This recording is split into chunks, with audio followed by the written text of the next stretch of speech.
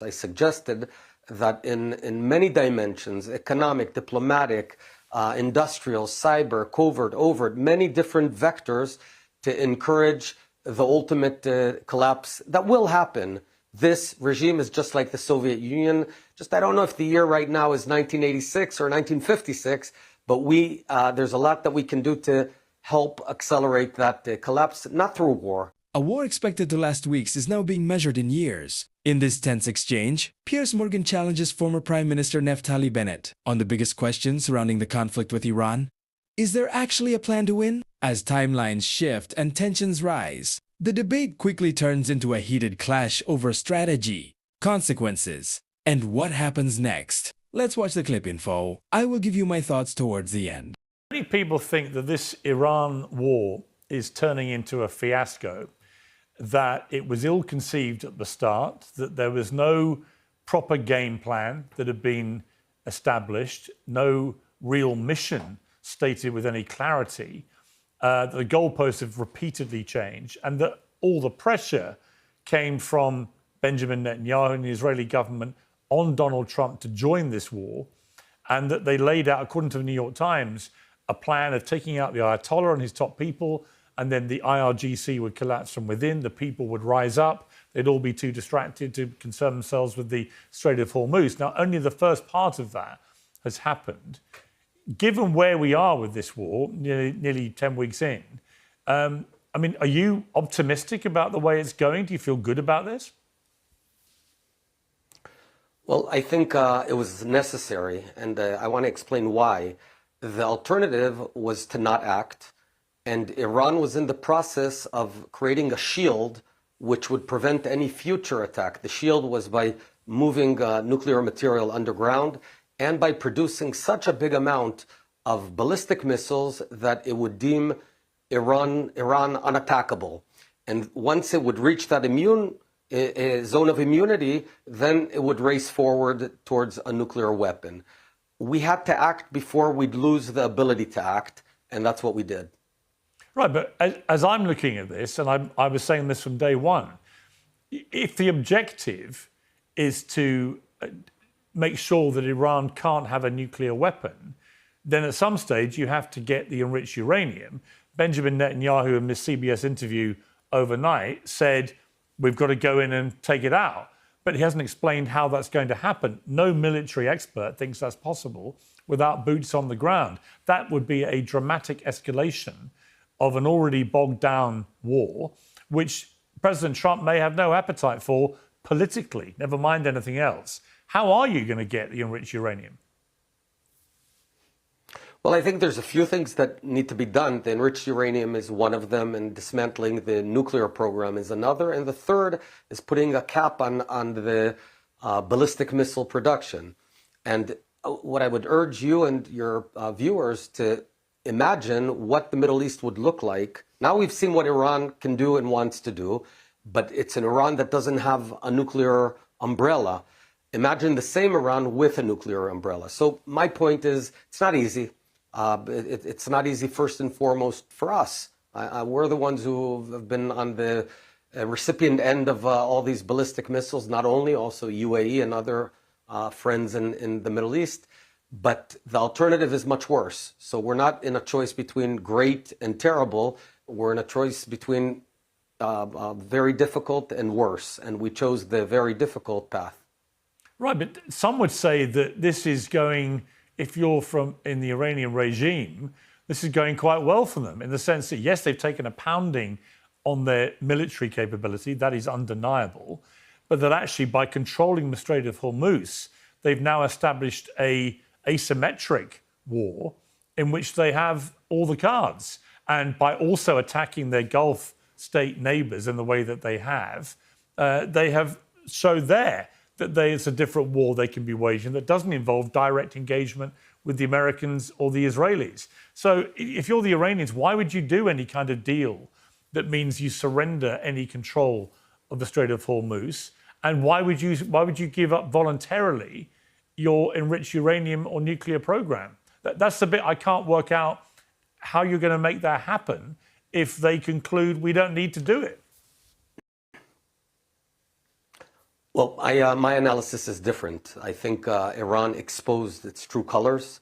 Now everyone knows what it wants to do, what it would do, and certainly can imagine what it would do if it had the whole nuclear umbrella and the massive amounts of ballistic missiles, which it didn't have.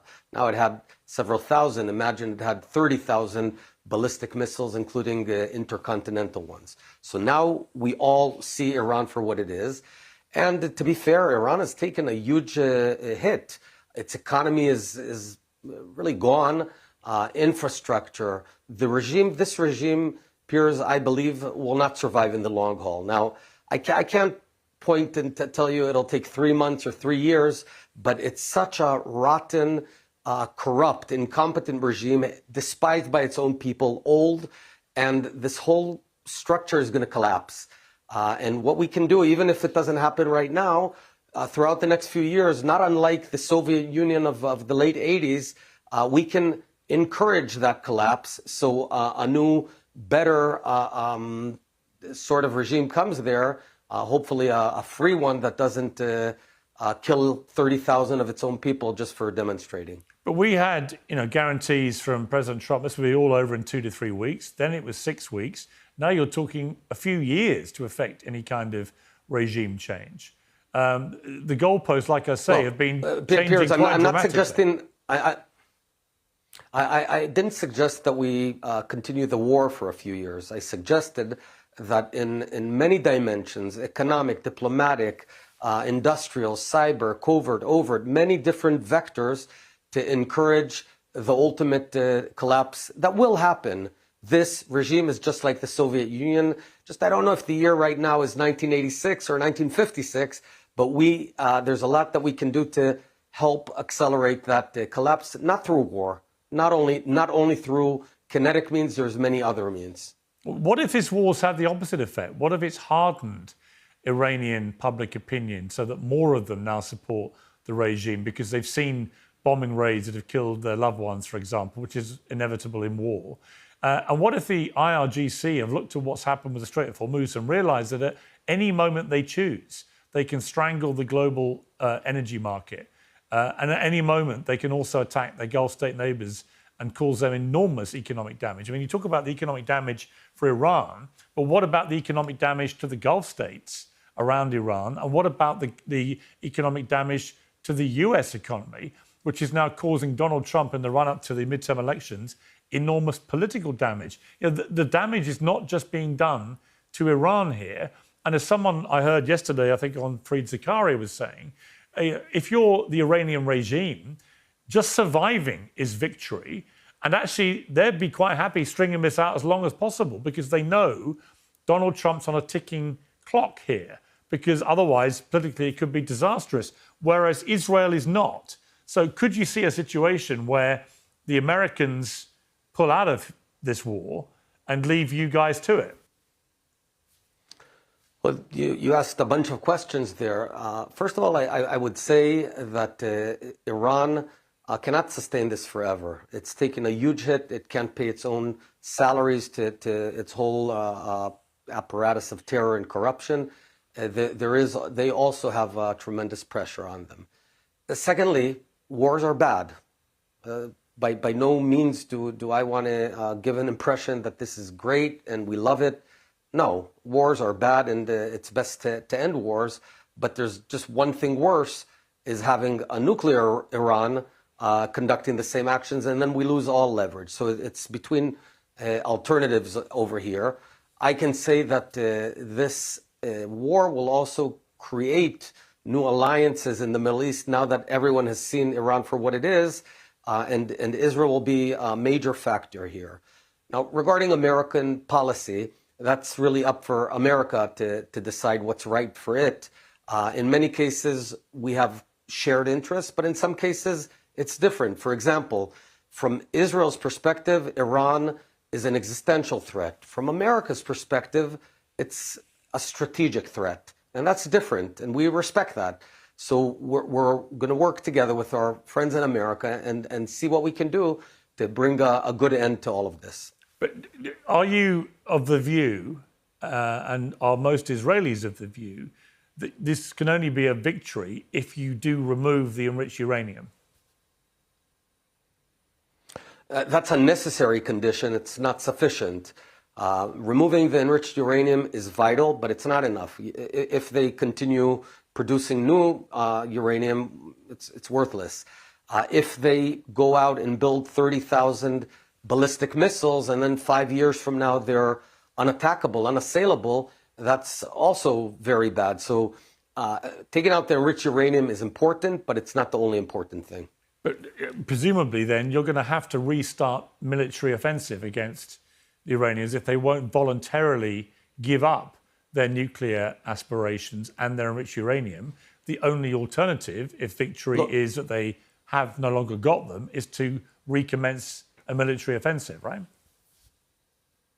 Well, there's a bunch of methods here, and when you want to achieve ultimately a diplomatic goal, the goal of dismantling Iran's nuclear program, it's not only military. It's a mix of military, diplomatic, economic, and I think by navigating this mix in the right way, we can achieve it. It's not all just about bombing. Final question, Naftali Bennett. My biggest takeaway from this debate is that both sides highlighted a problem that still doesn't have a clear answer. Naftali Bennett argued that allowing Iran to develop nuclear weapons would create a far greater danger in the future, and from that perspective, he believes strong action is necessary. On the other hand, Piers Morgan kept returning to a question many people are asking: if military pressure continues, what is the realistic path to achieving the stated goals? And how long will it take? What stood out most was Bennett's admission that different countries viewed this conflict through very different lenses. For some, it's an existential threat. For others, it's a strategic challenge. That difference may explain why opinions on the conflict vary so dramatically around the world. Regardless of where you stand, this conversation shows how difficult these decisions are. The stakes are enormous, the consequences are global, and there are no easy solutions. The real question is whether continued pressure will eventually produce the desired outcome, or whether a diplomatic path will ultimately be necessary to bring lasting stability to the region. What do you think? Who made the stronger argument in this debate? Let me know your thoughts in the comments below.